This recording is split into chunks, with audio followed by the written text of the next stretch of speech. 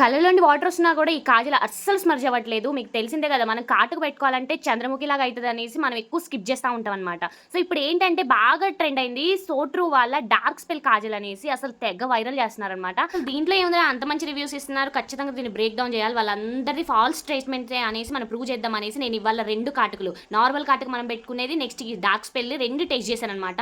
మామూలుగా కాదు. టెస్ట్‌లో అయితే 100కి 1000 మార్క్స్ ఇయ్యొచ్చు ఈ డార్క్ స్పెల్ కాజల్‌కి. అసలు ఎంత స్మూత్ ఉందంటే అసలు కన్ను మీద పెట్టంగానే చాలా సాఫ్ట్‌గా ఉంది. చాలా మంచిగుందనమాట. అసలు స్మర్జ్‌నెస్సే లేదు. నేను ఈ కాటుక నార్మల్ కాటుక పెట్టంలో పెట్టుకుంటుంటేనే అసలు స్మర్జ్ అయిపోతుంది. ఇక దాని కన్ను నలిపేసరికి ఇక ఖచ్చితంగా చంద్రముఖిలాగా నల్లగా అయిపోయిందనమాట.